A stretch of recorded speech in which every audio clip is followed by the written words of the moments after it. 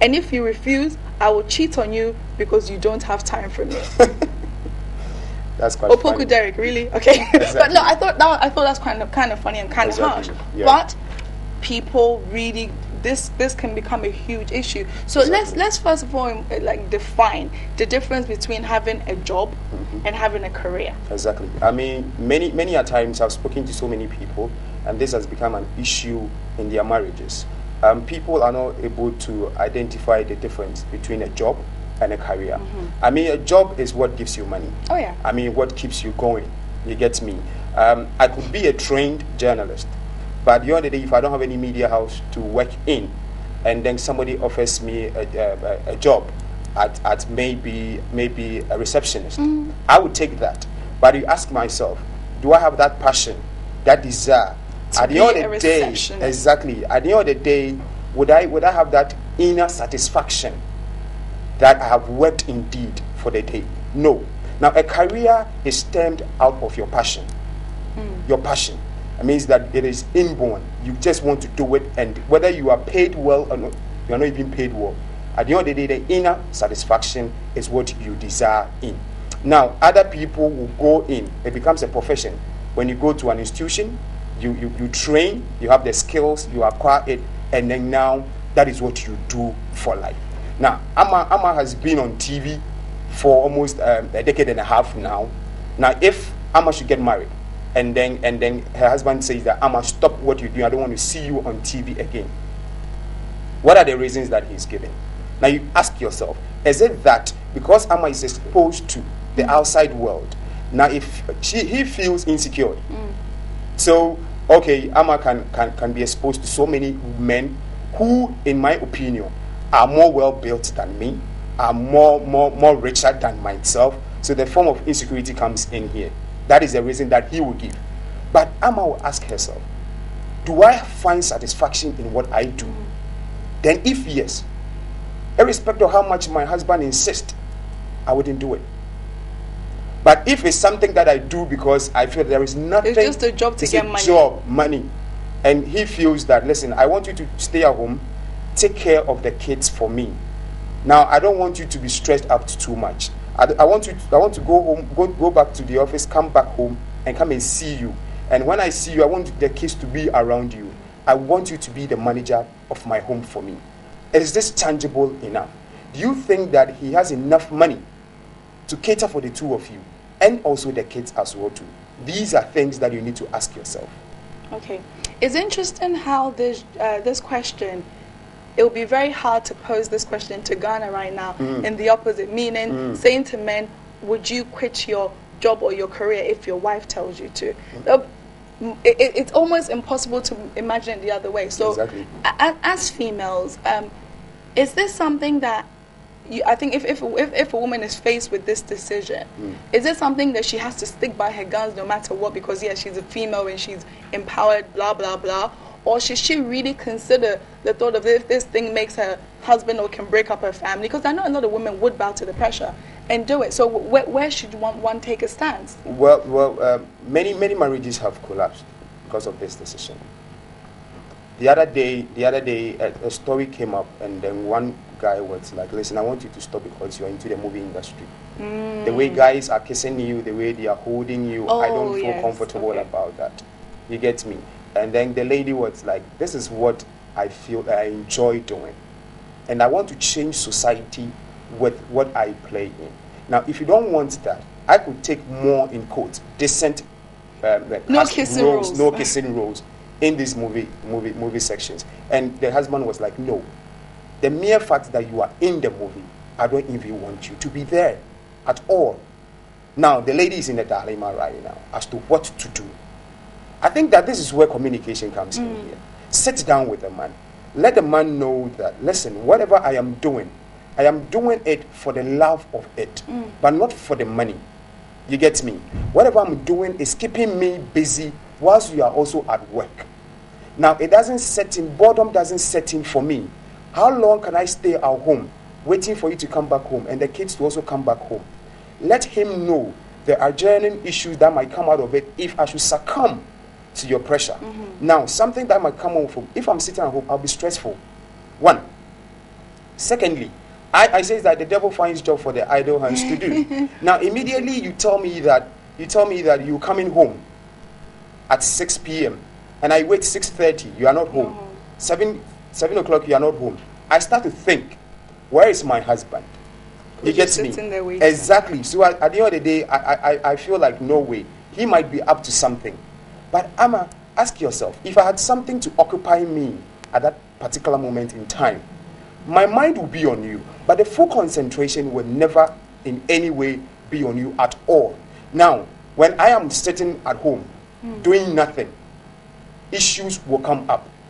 That is where I don't even, friends will come in. Oh, how you doing? Oh, I'm home. Oh, really? I'm just in your neighborhood. Could I pass by? Then you come and sit home. Chat with friends. And you ask yourself, the day has ended. What have you added to your life? And would you even be proud to go out there with your woman, and then you do an introduction, and then everybody's wife goes like, oh, my name is so and so. I work with this company. Oh, really? That's nice. This is my card. And your wife alone introduces herself, and she goes like, my name is this. I'm Mrs. So and so. I'm like, where do you work? I'm like, oh, currently I'm home. The man yourself, how is it going to affect you one way or the other? So you ask yourself that this lady also have family members who look up to her. She's in a society. Amma has grown up from society.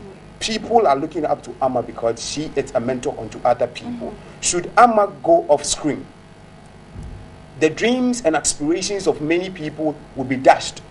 No, don't just find somebody else. Exactly. I mean, exactly. I'm just saying, yeah. Yes, but the dreams of aspiration and many other ladies, young ladies, will be dashed because her family is looking up to her.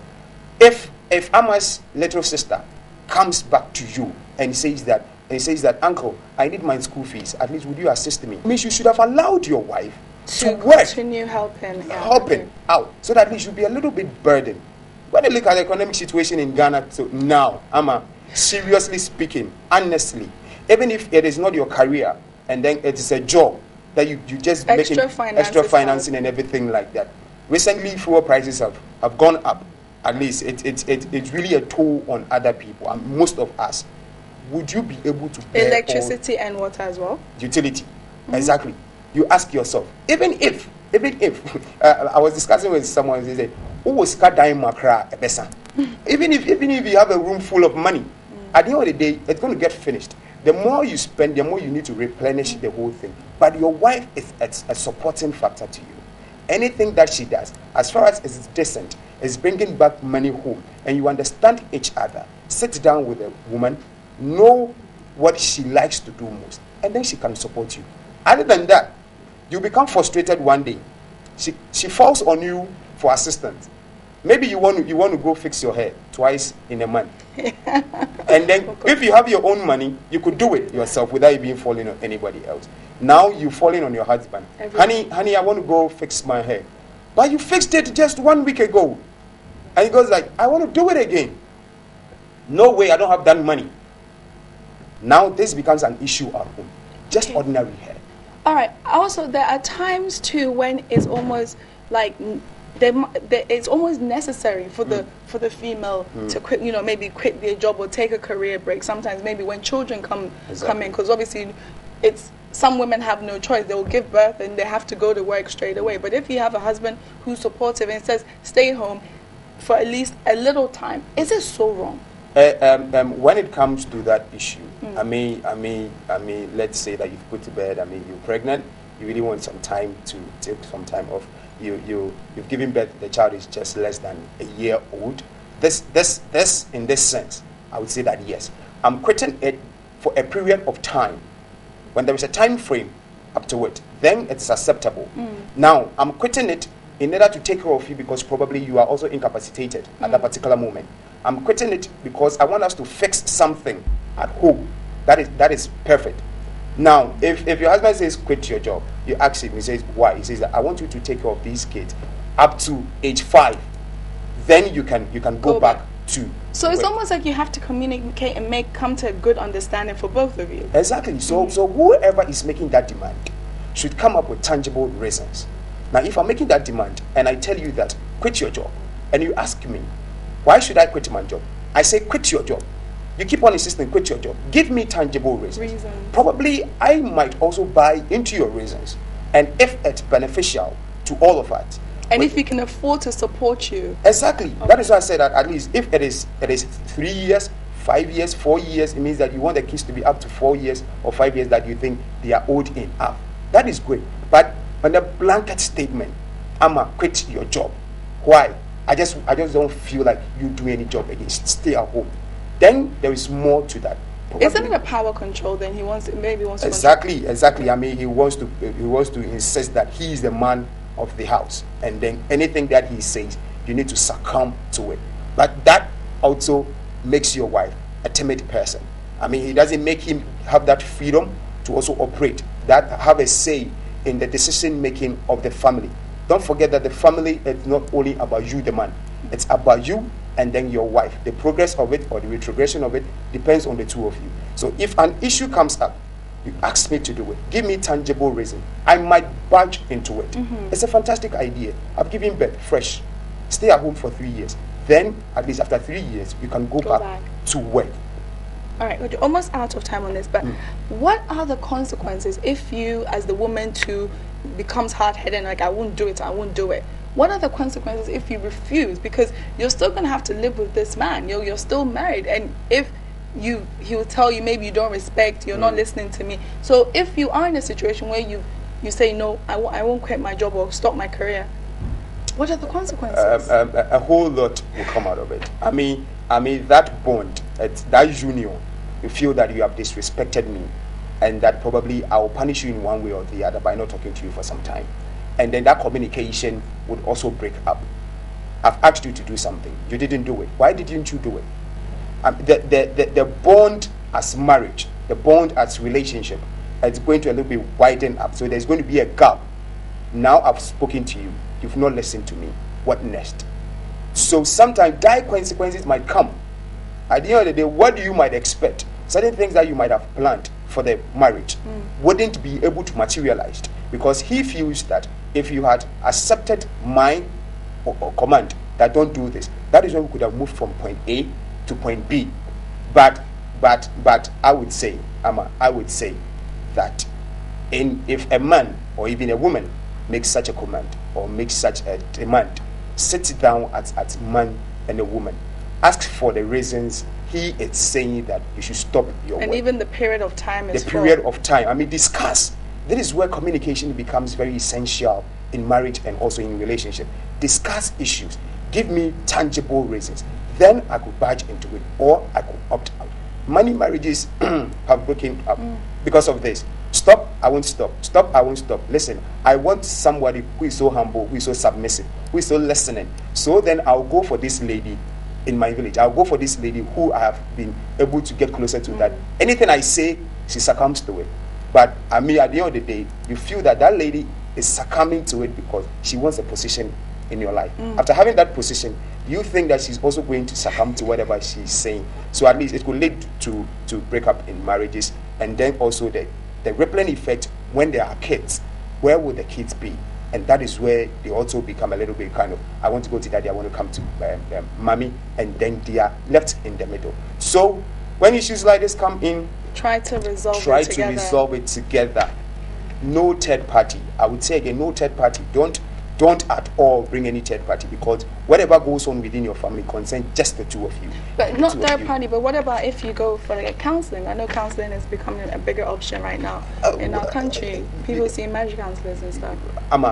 Even the counselor has problems. That's true. Even the counselor himself has problems. You get me? You know where you want to go with your marriage. You know the things that you have been able to accomplish within your marriage. So if things are not going well, you are the best people to do a projection. You are the best people to do a background check and to do an analysis how far we have come.